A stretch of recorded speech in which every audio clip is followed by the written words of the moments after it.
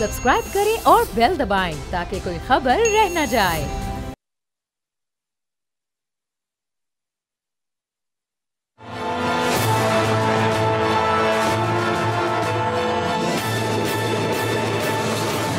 अस्सलाम वालेकुम, मैं हूं जहांगीर। आप देख रहे हैं प्रोग्राम तज्जिया। इस माली साल के अभी 5 माह गुजरे हैं और इन इब्तदाई 5 माह के दौरान पाकिस्तान में बराह रास्त गैर मुल्की सरमायाकारी यानी FDI में 31% का इजाफा होते हमने देखा है, जो कि बेहतर होती मईशत का एक बड़ा वाज़ेह सबूत है, जिस पर अब मुल्की सरमायाकारों के साथ साथ गैर मुल्की सरमायाकार भी भरपूर तरीके से एतमाद का इजहार कर रहे हैं। स्टेट बैंक ऑफ पाकिस्तान के जो नंबर्स हैं वो आपके सामने रखते हैं और उन नंबर्स के मुताबिक मुल्क में मजमूई तौर पर $1.12 बिलियन की बराह रास्त सरमायाकारी हुई है। सिर्फ नवंबर के महीने के जो फिगर्स हैं वो $219 मिलियन की गैर मुल्की सरमायाकारी के, जो कि पाकिस्तान हासिल करने में कामयाब रहा है, जो गुज़िश्ता माली साल के मुकाबले में 27% का इजाफा ज़रूर है। लेकिन क्या ये काबिल इत्मीनान इजाफा है, इस पर अभी हम आगे चलकर बात करेंगे। गैर मुल्की सरमायाकारी में सबसे बड़ा हिस्सा चाइना का है। चाइनीज़ कंपनीज़ की जानिब से गुज़िश्ता 5 माह के दौरान $469 मिलियन की सरमायाकारी की गई है। हांगकांग के सरमायाकारों ने $11 करोड़ 60 लाख, जबकि बरतानवी सरमायाकारों ने $11 करोड़ 30 लाख की सरमायाकारी की है। लेकिन पोर्टफोलियो इन्वेस्टमेंट सेक्टर को चैलेंजेस का सामना करना पड़ा है, जिसमें फर्स्ट क्वार्टर के दौरान $23 मिलियन का आउटफ्लो हुआ है। Mining, power sector, automobiles, assemblers, cement, chemical, commercial banks, तेल और गैस की तलाश करने वाली कंपनीज, ऑयल मार्केटिंग कंपनीज और रिफाइनरी समेत जो दीगर अहम शोबे हैं इस वक्त FDI को वेलकम कर रहे हैं। स्टेट बैंक के मुताबिक पाकिस्तान के माइंस एंड मिनरल सेक्टर में नवंबर 2024 में $64.7 मिलियन की सबसे ज़्यादा FDI रिकॉर्ड की गई है, जबकि दूसरे नंबर पर फाइनेंशियल बिजनेस हैं जिसमें $59.79 मिलियन की गैर मुल्की सरमायाकारी हुई है और पाकिस्तान पावर सेक्टर में $40 मिलियन की सरमायाकारी हासिल करने में कामयाब रहा है। अब अगर ज़रा माली साल 2024-2025 के 5 माह की कलेक्टिवली हम बात करें तो पावर सेक्टर को $454.49 मिलियन की सबसे ज़्यादा FDI हासिल हुई है और वो पहले नंबर पर मौजूद है। और रवा माली साल के इब्तदाई 5 माह में फाइनेंशियल बिजनेस सेक्टर ने $249.4 मिलियन की गैर मुल्की सरमायाकारी हासिल की है, जबकि oil and gas exploration sector में गैर मुल्की सरमायाकारों की जानिब से $124 मिलियन की सरमायाकारी की गई है। लेकिन पिछले 24 साल का अगर हम जायज़ा लें तो एवरेज अगर हम एक सरमायाकारी का पर ईयर के हिसाब से निकालें तो वो $2 से $2.5 अरब ही बनता है और उन 24 सालों में 49 से 50 अरब डॉलर की सरमायाकारी के साथ क्या ये फिगर एक काबिल इत्मीनान फिगर है? अगर इसको बढ़ाना है तो कैसे बढ़ाया जा सकता है और इस सिलसिले में इस हुकूमत की जो डायरेक्शन है वो कितनी दुरुस्त है, ख़ासतौर पर SIFC की फॉर्मेशन के बाद, चूँकि उस फॉर्मेशन के बाद हमने बड़े बड़े नंबर सुने थे, वो नंबर्स कब तक अमली तौर पर हमारे सामने आ सकेंगे? खाकान नजीब साहब हमारे साथ मौजूद हैं, साबिक मुशीर हैं वज़ारत ख़जाना के। हमारे बहुत शुक्रिया खाकान साहब, प्रोग्राम के लिए आपने वक्त निकाला। अब ये जो इस सरमायाकारी का फिगर है पिछले 5 महीने का $1.12 अरब, ये पिछले साल के मुकाबले में बड़ा हौसला अफजा है, चाहे मंथ टू मंथ बेसिस पर हम बात करें, लेकिन ओवरऑल क्या इसको एक इत्मीनान बख्श फिगर कहा जा सकता है? सो आई थिंक सबसे पहले तो अहाता करें कि आपकी FDI जो मुल्क में आती है वो $1.9 अरब है पिछले 10 साल में, अगर ऑन दी एवरेज मैं देखूं। ये 0.56% ऑफ GDP बनती है, लास्ट जो फिगर हमारे पास अवेलेबल है। अगर आप इसको दुनिया में कंपेयर करें, चाहे आप इंडिया को देखें, चाहे आप बांग्लादेश को देखें, चाहे आप वियतनाम को देखें, तो आपको अंदाज़ा होगा कि इंडिया 1.8% ऑफ GDP क्लॉक कर रहा है, वियतनाम 4.3% ऑफ GDP क्लॉक कर रहा है और बांग्लादेश 0.8% ऑफ GDP क्लॉक कर रहा है। इसका मतलब ये है, और अगर आप UAE की तरफ चले जाएं, बहरीन और UAE की तरफ, तो वो 4 से 6% ऑफ GDP क्लॉक कर रहे हैं कि दुनिया में पैसा तो अवेलेबल है, but the globe is a destination जहाँ पे आपको ऐसी चीज़ें बनानी पड़ती हैं, यानी कि रेगुलेटरी अफेयर, आपका competitiveness, ease of doing business, cost of doing business has to be world competitive if you have to offer a place जो पाकिस्तान में आकर लोग अपनी सरमायाकारी करें। ये भी याद रखिए कि पाकिस्तान में ऐसी कोई ख़ास सरमायाकारी नहीं हुई जो कोई यहाँ आए, एक प्लांट लगाए और वो कहे कि मैं इससे जाकर दुनिया भर में कोई चीज़ बेचता हूँ या बेचती हूँ। जो भी सरमायाकारी हुई, जैसे आपने थोड़ा सा जिक्र भी किया, वो किस जगह हुई? Oil and gas local exploration, Pakistan की पावर सेक्टर में, बिकॉज आपको पता है कि मतलब 25-26 अरब डॉलर तो CPEC में ही इंफ्रास्ट्रक्चर में पैसे आए और वो मेनली ऑफ कोर्स पावर में आए, फिर कुछ केमिकल्स में हुई, कुछ ट्रांसपोर्ट हमने सड़कें बनाई, कुछ कम्युनिकेशन में हमारे यहाँ पैसे आए। सो अगर आप इस सब में देखें तो कोई टेक्नोलॉजिकल ट्रांसफ़र ऐसा नहीं हुआ, कोई मैनेजरियल ट्रांसफ़र ऐसा नहीं हुआ, और कोई एक्सपोर्ट ओरिएंटेड इंडस्ट्री पाकिस्तान में नहीं लगी।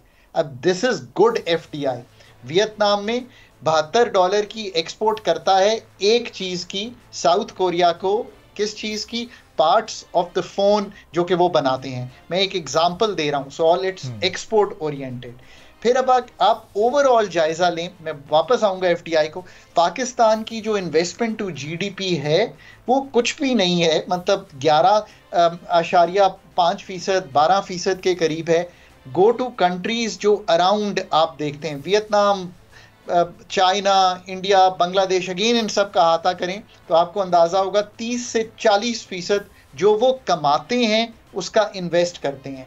सो अब हमने एक पूरा अहाता कर लिया। अब आप चाहते हैं एफडीआई आए, पहले तो मैंने एक्सप्लेन कर दिया किस तरह की एफडीआई है। So CPEC 2 is something to look forward to, कि कोई इंडस्ट्रियल डेवलपमेंट पाकिस्तान में होती है। 43,000 मेगावाट का इंफ्रास्ट्रक्चर पावर का पाकिस्तान में है, और 14-15 हज़ार ऑन दी एवरेज इस्तेमाल कर रहे हैं, इसलिए बिजली महंगी है। Don't tell any other story. पर यूनिट कॉस्ट ड्रॉप ही तब करेगी जब बिजली की खपत होगी। So CPEC 2 is good for you. अब लगता यूं है कि CPEC 2 is the only industrial kind of जिसे कहेंगे transfer of FDI that seems to be happening. The other one is Reko Diq and mines and minerals. इसका भी पाकिस्तान में पोटेंशियल है। मेरा ख्याल है कि एक बहुत बड़ा इन terms of square kilometres mining area available है। लेट्स होप के रेकोडिक जो है उसमें हम कुछ पैसे सऊदी अरेबिया के अगर इन्वेस्ट करवा लेते हैं तो एडजॉइनिंग एरियाज में भी ये काम शुरू कर देते हैं। तीसरा पोटेंशियल आपका है कि आप एफडीआई लाएं किस में? एग्रीकल्चर।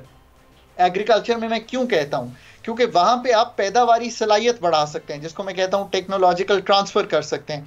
ऑस्ट्रेलिया, चाइना और जिसे आप कहेंगे सऊदी अरेबिया, ये 3 ऐसे ममालिक हैं जो इसमें मदद कर सकते हैं। ऑस्ट्रेलिया और चाइना इसकी नो हाउ रखते हैं, और यूएई हमसे फूड बास्केट लेना चाहता है। अब ये मैंने कुछ तो अहाता आपको कर दिया है कि एफडीआई आप ये लाने के लिए किस तरह लाएं, किस एरियाज में लाएं, क्या करने की ज़रूरत है। जो आपने फिगर रखे हैं, मैं बहुत ही एहतराम से कहता हूं कि to me those figures are not something achievable in the upcoming years, और नीदर हमें एस्पायर करना चाहिए इस तरह के फिगर्स को। फिर आपको अपना ट्रांसपोर्ट एंड लॉजिस्टिक्स जो है 10 से 30% ज़ाया हो जाता है agriculture produce from farm to the market. So उसको ठीक करने में मैं तो आपको स्पेसिफिकली बार बार ये कहता हूं कि एफडीआई कौन सी अच्छी है, पहले ये सोच कर लाइए। अभी तो 43,000 मेगावाट का बोझ है हम पे एक एफडीआई जो आई है इस मुल्क में। चाइनीज के पैसे वापस करना मुश्किल होता है बिकॉज ऑब्वियसली उसकी एक्सपोर्ट अर्निंग्स नहीं आ रही। फिर आप आ जाइए, अब एक बहुत ही important point before I go, how to improve the atmosphere. भाईजान ये सोचिए, जरा सोचिए, पाकिस्तान में अगर 12% कैपिटल फॉर्मेशन होती है तो इसका मतलब है $40 अरब की तो domestic public and private sector investment होनी है। $40 अरब की, मतलब जरा, because people miss the right picture. So पहले उनको भी इंसेंटिवाइज कीजिए। अगर 12% ही होनी है तो इसका मतलब है 11-12 हज़ार जो है आपका आएगा टोटल इन्वेस्टमेंट का हुजम in terms of billions of rupees, तो ये बनता है $40 अरब। So we need to create what?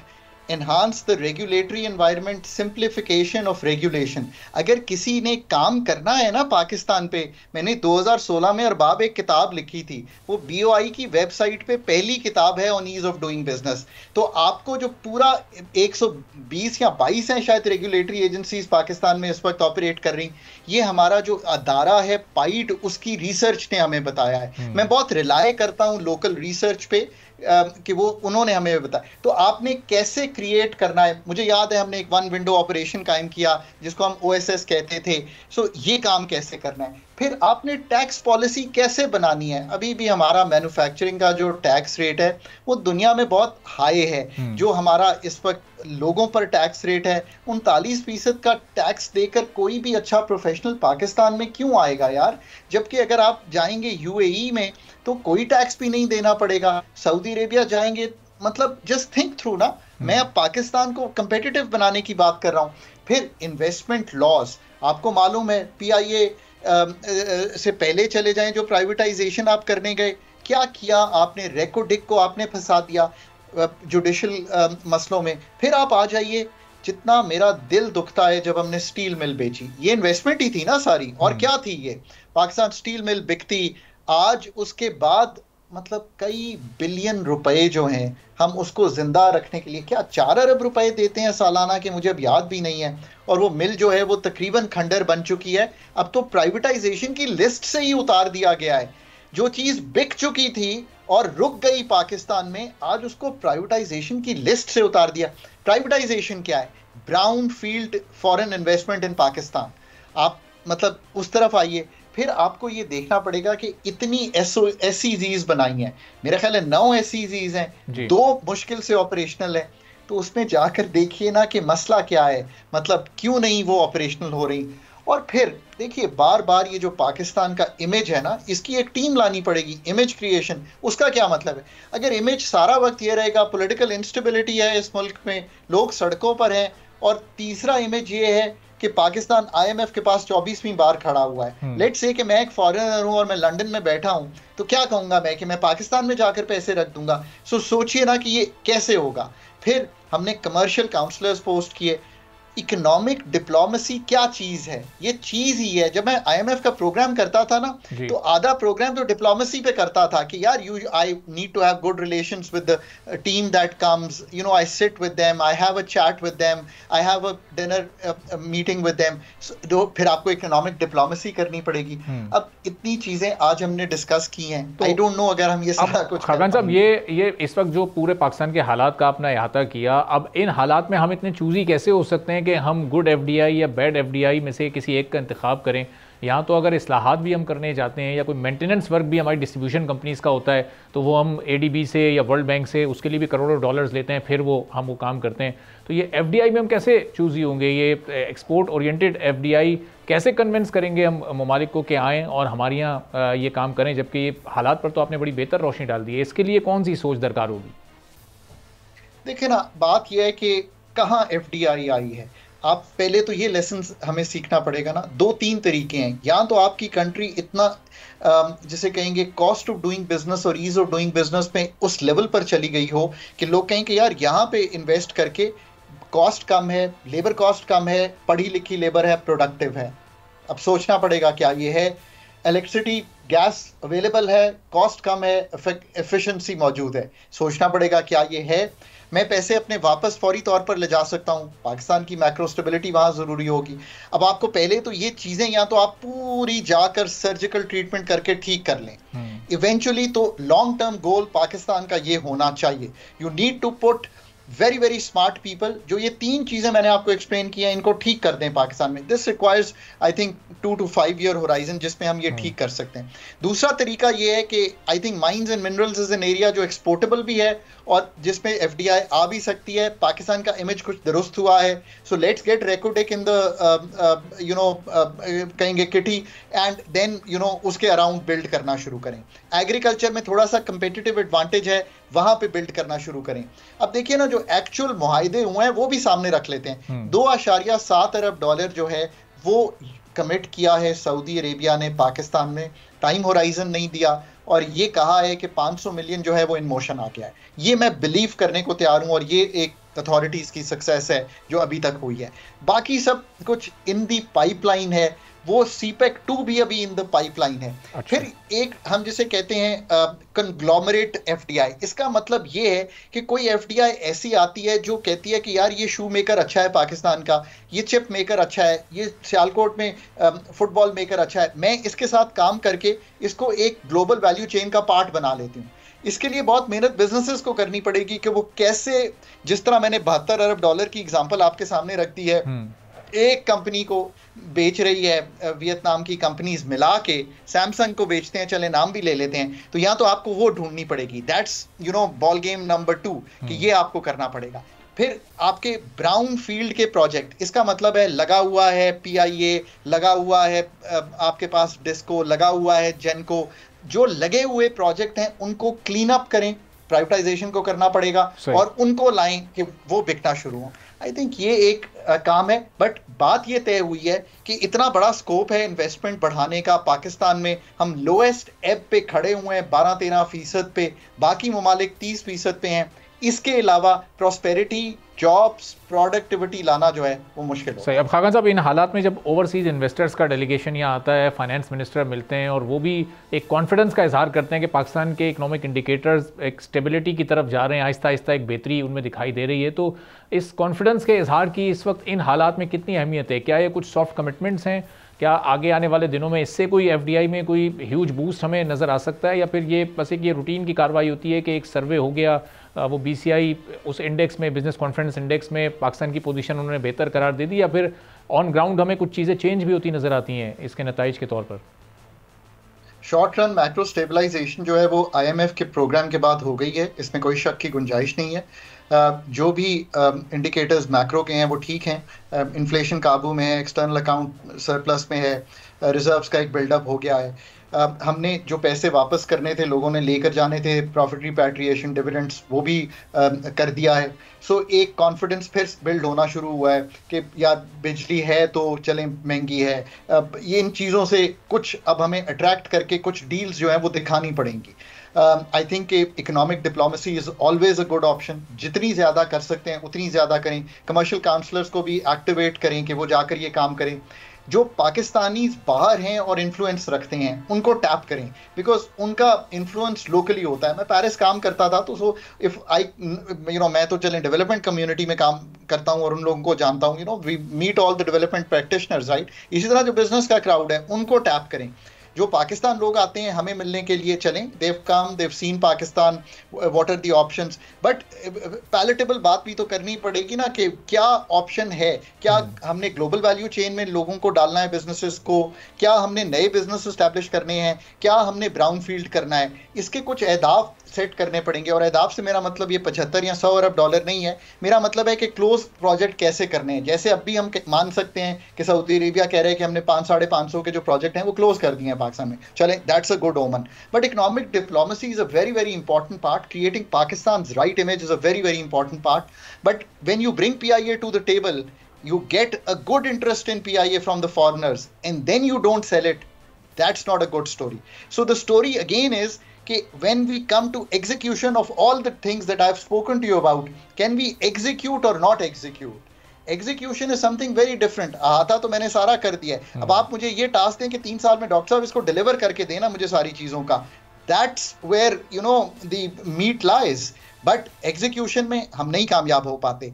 अब उसमें जाके सोचें कि क्या फ्रेमवर्क है। फ्रेमवर्क तो एक ही है ना यार, HR इज पॉलिसी। और आप मुझसे 3 साल बाद गुफ्तगू कर लें, 3 साल पहले की गुफ्तगू देख लें, पाकिस्तान का असल क्राइसिस तो HR क्राइसिस है। जब तक आप ऐसे लोग नहीं लाएंगे जो बहुत एक्सपीडिशियसली, यानी कि बहुत तेजी से और बहुत डीप ट्रांसफॉर्मेशंस एरियाज की नहीं करेंगे, तो आप इसी चक्कर में फंसे रहेंगे कि जी PIA के अगर 200 और उठा लेते तो बेहतर होता। I should have had the foresight to see that कि मुझे 200 अरब भी उठाना था PIA का और उसको फिर मार्केटेबल बनाना था। What I am trying to say is कि एसेट्स हैं, एसेट्स की वैल्यू भी है। पाकिस्तान की 25 करोड़ की आबादी भी है, जो मतलब बढ़ के आगे 30 करोड़ हो जाएगी 5 साल बाद।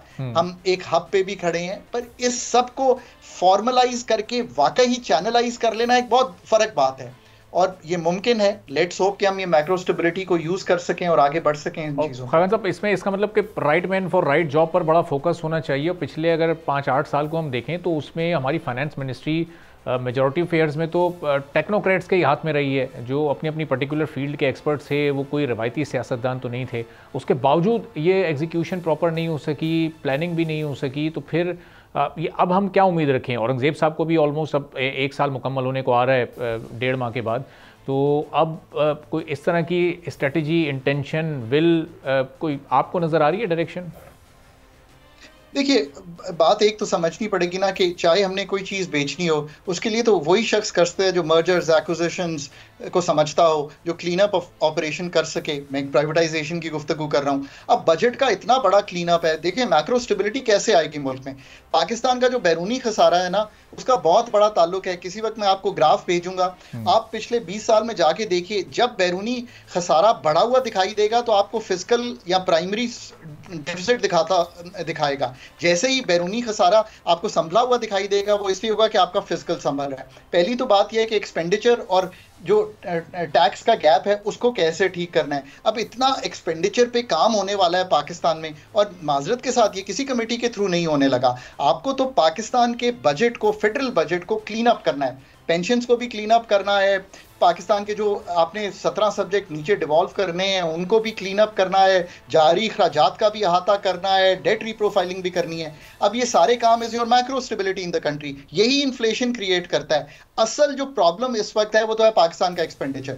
अब मैंने दो ही चीजें रखी हैं, आप ऑन द पब्लिक सेक्टर दो चीजें कीजिए। एक तो प्राइवेटाइजेशन के लिए ठीक मॉडल कीजिए, इन्वेस्टमेंट के पॉइंट ऑफ व्यू से बात कर रहा हूं इन चीजों को।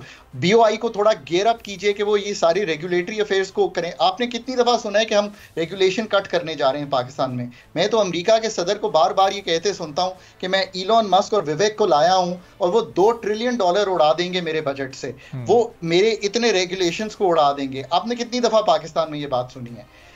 ये बीओआई का काम है। अब एसआईएफसी का बहुत अच्छा कवर है, ये एसआईएफसी काम कर सकती है उनके साथ। ये अगर दो काम करेंगे तो यू विल गेट योर जिसे कहते हैं ना प्राइवेटाइजेशन, योर इन्वेस्टमेंट गोइंग। और तीसरा, अगर एक्सपेंडिचर को संभाल लेंगे, क्योंकि टैक्स की बहुत बात होती है, तो आपका अगर फिजिकल थोड़ा सा संभल जाएगा तो मैक्रो स्टेबिलिटी मेंटेन हो जाएगी। आई थिंक ये इतने 3 डीप रूटेड काम है जो होपफुली हम गवर्नमेंट देख रही होगी और जरूर कर रही होगी। ठीक है, बहुत बहुत शुक्रिया खाका नजीब साहब, साबिक मुशीर वज़ारत मौजूद थे। एक छोटा सा ब्रेक लेते हैं, ब्रेक के बाद जब आएंगे तो ई कॉमर्स के जो फिगर्स हैं वो भी बहुत हायर साइड पर जा रहे हैं, लेकिन इस वक्त हमारे मुल्क में जो एक इंटरनेट फैसिलिटी है उसमें जो एक डिस्टर्बेंस है उसकी वजह से क्या ये फिगर्स मुतासर हो सकते हैं या फिर इसमें इसी तरह इजाफा रहेगा। एक ब्रेक के बाद इस इशू पर भी मज़ीद गुफ्तगू करेंगे।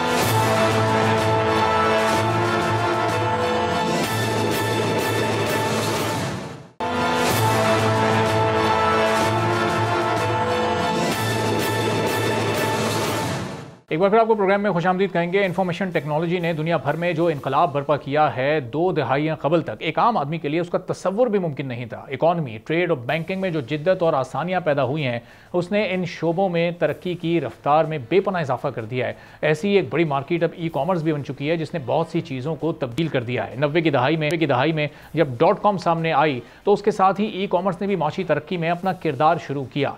ई कॉमर्स की बुनियाद पर सबसे पहले अमेज़ॉन कंपनी का आगाज़ किया गया था, जिसके बाद मज़ीद लोग ई कॉमर्स की तरफ राग़िब होते चले गए और आज ई कॉमर्स दुनिया की एक बड़ी इंडस्ट्री शुमार की जाती है। पाकिस्तान ई कॉमर्स सेक्टर में दुनिया की 46वीं बड़ी मार्केट बन गया है। पाकिस्तान ई कॉमर्स से अर्निंग में अब $5.2 बिलियन तक इस सूरत हाल को ले जा चुका है। 2024 से 2029 तक पाकिस्तान की ई कॉमर्स में इनकम $6.7 बिलियन तक पहुँचने का तखमीना लगाया जा रहा है। जुलाई 2024 तक पाकिस्तान में मोबाइल शॉपिंग एप्लीकेशंस के मंथली एक्टिव कंज्यूमर्स की तादाद 16.6 मिलियन से तजावुज़ कर गई है।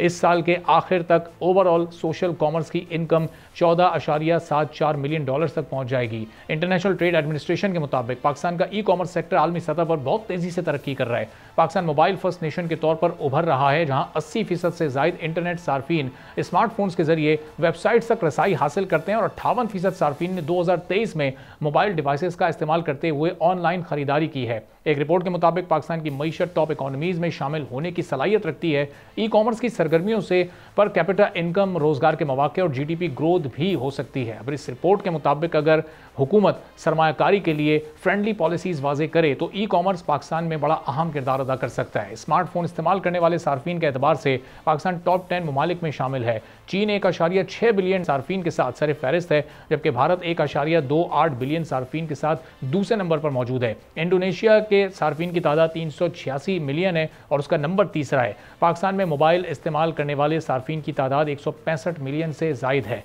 पाकिस्तान में इंटरनेट की रसाई 36% लोगों तक मुमकिन है, जबकि चीन में 74.4 और अमेरिका में यह नंबर 92% तक पहुंच चुका है। 2021 में पाकिस्तानी स्टार्टअप्स की सरमायाकारी और फाइनेंसिंग $365 मिलियन रिकॉर्ड की गई थी, जिसमें ई कॉमर्स में सरमायाकारी सबसे ज़्यादा थी जो $174 मिलियन थी। ई कॉमर्स सेक्टर 2022 और 2023 में सरमायाकारी के लिहाज से सरमायाकारों के लिए पसंदीदा सनत रही है। Securities and exchange commission of Pakistan के मुताबिक अक्टूबर 2024 के दौरान मुख्तलिफ शोबों की 2477 नई कंपनीज ने रजिस्ट्रेशन कराई, जिसके नतीजे में मुल्क में रजिस्टर्ड कंपनीज की मजमूई तादाद बढ़कर 2,33,587 हो गई। इन रजिस्टर्ड कंपनीज में भी 57% प्राइवेट लिमिटेड कंपनीज़ हैं, जबकि 47% सिंगल मेंबर कंपनीज़ हैं। सबसे ज़्यादा रजिस्टर्ड होने वाली कंपनीज़ में इंफॉर्मेशन टेक्नोलॉजी और ई कॉमर्स से रिलेटेड 556 नई कंपनीज शामिल हैं। सर्विसेज सेक्टर की 486 नई कंपनीज रजिस्टर हुई हैं, जबकि ट्रेडिंग सेक्टर की 388 और real estate development and construction sector की 270 नई कंपनीज रजिस्टर हुई। तो इससे शोबे की एहलियत, सलाहियत और अहमियत का अंदाज़ा लगाया जा सकता है। लेकिन हमारे मुल्क में जो इंटरनेट की सूरत हाल गुज़िश्ता दिनों रही है, उससे अब ये इस इंडस्ट्री के क्या मौक़े महदूद हो सकते हैं और आलमी सतह पर क्या इसको कुछ नुकसानात भी हो सकते हैं, या फिर इसकी ट्रेड इसी तरह से बढ़ती रहेगी और जारी और सारी रहेगी। डॉक्टर सुहेल मुनीर साहब IT एक्सपर्ट हैं, हमारे साथ मौजूद हैं, उनसे इस पूरी सूरत हाल पर बात करेंगे। डॉक्टर साहब, ई कॉमर्स को हम बड़ा तेज़ी से फलता फूलता हुआ देख रहे हैं, पाकिस्तान के भी फिगर्स आगे जा रहे हैं और पाकिस्तान बहुत जल्द टॉप 5 ममालिक में भी कोशिश करे तो शामिल होने की कोशिश कर सकता है, चूँकि एक बड़ी मईशत है। लेकिन जो मौजूदा सूरत हाल है, इसमें ये कितना चैलेंजिंग आपको नज़र आ रहा है? यही बहुत आपने अच्छे स्टैट्स दिए हैं। बात ये है कि आज आप एक डिजिटल सोसाइटी में रह रहे हैं और आप डिजिटल टेक्नोलॉजीज यूज भी कर रहे हैं, और जहां तक आपका कॉमर्स है, आपकी इकॉनमी है, उसमें तनासुब एक ट्रेडिशनल इकॉनमी का और डिजिटल इकॉनमी का बढ़ता जा रहा है, राइट। जैसा आपने कहा, ई कॉमर्स बहुत अच्छे मौके प्रोवाइड करता है पाकिस्तानी नौजवानों को रोजगार के।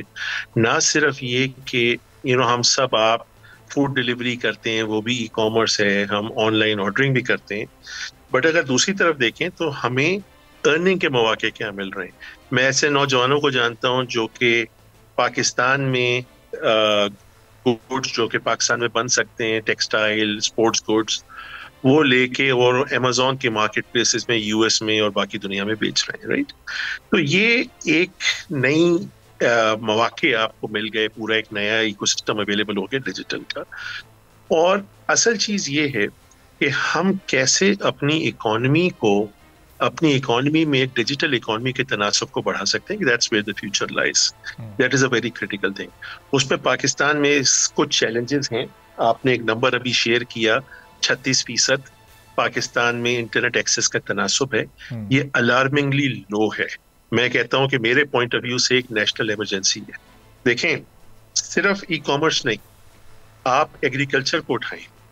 दुनिया में एक चीज देखी गई है कि एग्रीकल्चर सेक्टर को डिजिटाइज करने से 20 to 40% यील्ड बढ़ी है।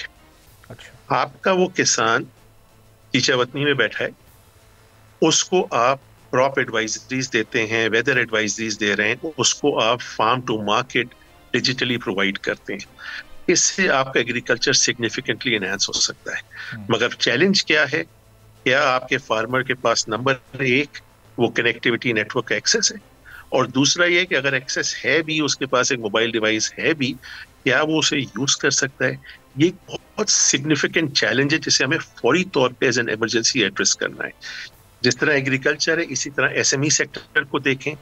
SME सेक्टर में एक ग्लोबल नंबर है कि जब SME सेक्टर को, स्मॉल मीडियम एंटरप्राइज को डिजिटाइज किया जाता है तो अप टू 40% प्रोडक्टिविटी खाली डिजिटाइज करने से आ जाती है। इसी तरह हेल्थ सेक्टर है, हर सेक्टर में आपको डिजिटाइज करने से एक सिग्निफिकेंट बेनिफिट मिलेगा। हुकूमत पाकिस्तान ने अभी 3 दिन पहले पीर के दिन एक असेंबली में एक एक्ट प्रेजेंट किया है जिसका नाम है डिजिटल नेशन पाकिस्तान एक्ट, ठीक है। और उसके 3 मकासद हैं। एक ये है कि डिजिटल सोसाइटी को इनेबल किया जाए। मेरा वो किसान, क्या उसके पास एक्सेस है और क्या वो डिजिटल को अवेल कर सकता है। एट द सेम टाइम, आपको याद होगा जर्नलिज्म में कुछ साल पहले कुछ बच्चों ने खुदकुशी की PUBG के ऊपर आके, एडिक्टिव गेम्स के ऊपर, राइट। तो कैसे ऐसी एडिक्टिव टेक्नोलॉजी को एज गेट किया जाए, सोसाइटी को प्रिवेंट किया जाए। एट द सेम टाइम जो साइबर फ्रॉड्स हैं, उससे मैं और आप ना चाहते एक डिजिटल सोसाइटी में रह रहे हैं, कैसे आपको प्रिवेंट, प्रोटेक्ट। ये एक डिजिटल सोसाइटी का एलिमेंट है इसका। इसका दूसरा एलिमेंट है डिजिटल इकोनॉमी का। कि कैसे आपके इकोनॉमिक सेक्टर्स को डिजिटाइज किया जाए, और ना सिर्फ इकोनॉमी को डिजिटाइज किया जाए बल्कि जो डिजिटल नेटिव इकोनॉमी उससे आप कैसे फायदा उठा सकते हैं।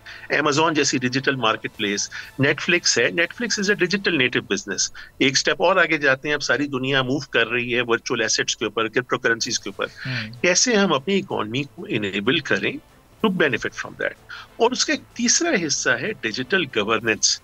मुझे और आप सबको पता है कि जो गवर्नमेंट के टच पॉइंट्स हैं सारे, वो बहुत ही ऑब्सोलीट है, राइट।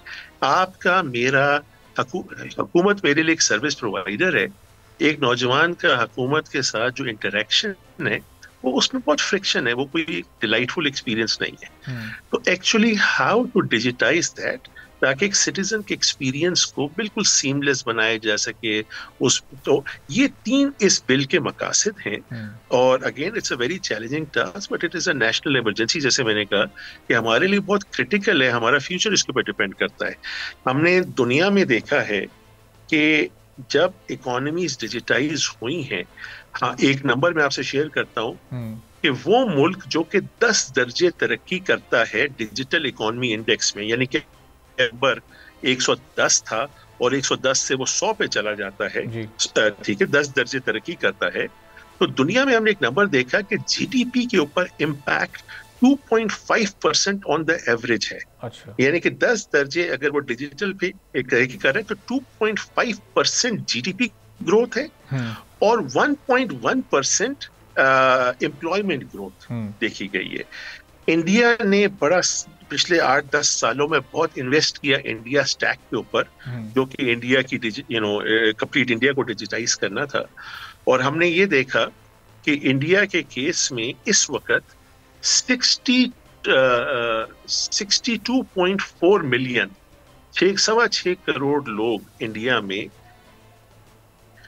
डिजिटल सेक्टर से मुंसलिक हैं, डिजिटली डिसरप्टेड सेक्टर से मुंसलिक हैं।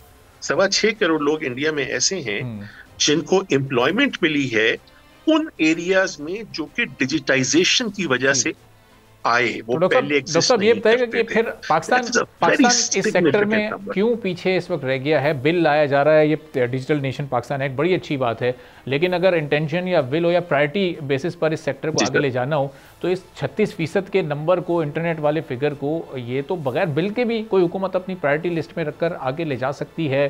बिल्कुल बिल्कुल, इसके ऊपर प्रायोरिटी का इशू रहा है। मैं समझता हूँ कि सर प्रायोरिटी, देखिए प्रायोरिटीज अपनी जगह रही और भी चैलेंजेस रहे होंगे, but it is something that has to be given, treated as an emergency. मैं ये समझता हूँ कि आप 3 KPIs क्रिएट करें। नंबर 1 के एक्सेस टू डिजिटल के, वो कि मेरी क्या percentage of my population can avail digital. खाली एक्सेस नहीं, किसान जो है वो खाली एक्सेस नहीं, वो उसको यूज भी कर सके। तो वो परसेंटेज क्या है होनी चाहिए। मेरे हिसाब से वो परसेंटेज कम से कम 80% होनी चाहिए अगले 5 सालों में। दूसरी चीज, मेरी इकोनॉमी में डिजिटल इकोनॉमी के क्या तनासुब होना चाहिए, कम से कम 15% होना चाहिए। दुनिया की जो लीडिंग इकोनॉमीज है वो 25% के आसपास है।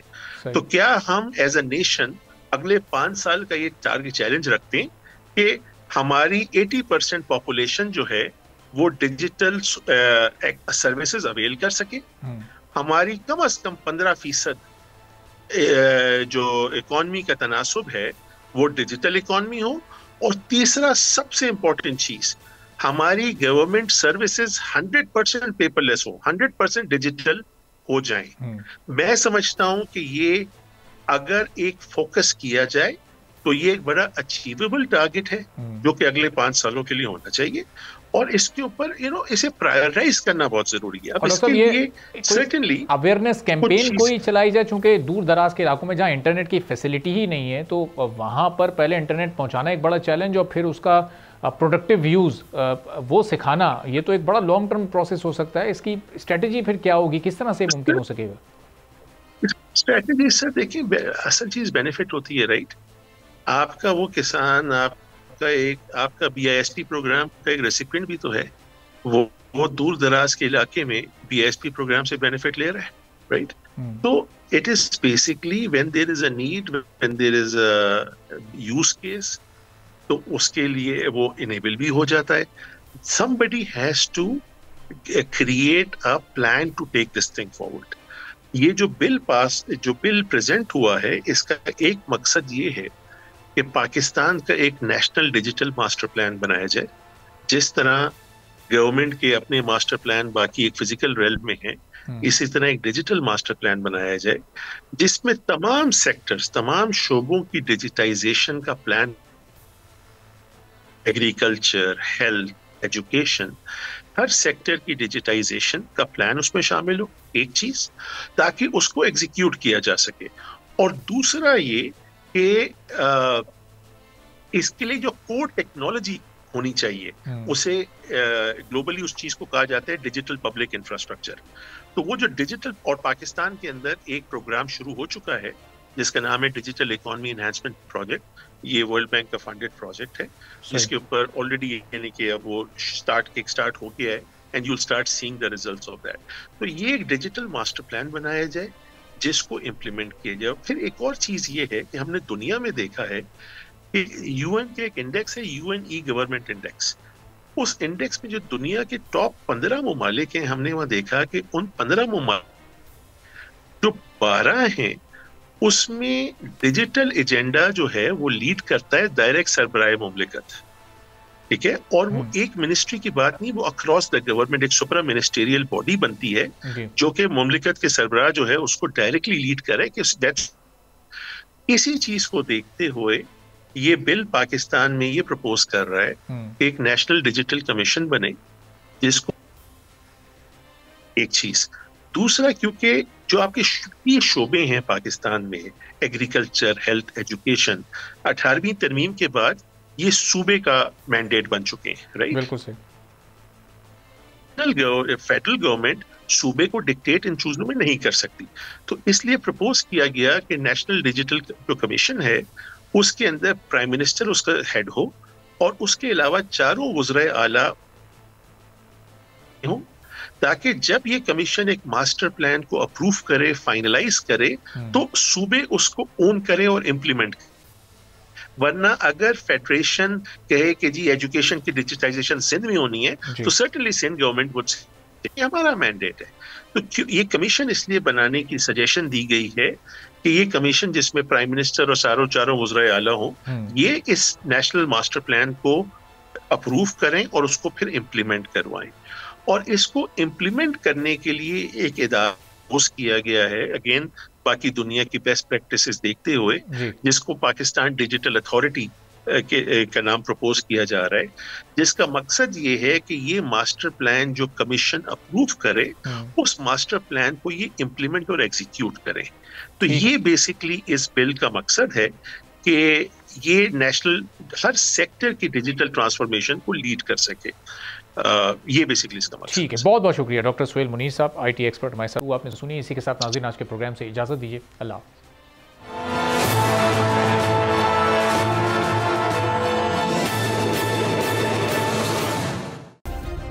सब्सक्राइब करें और बेल दबाएं ताकि कोई खबर रह न जाए।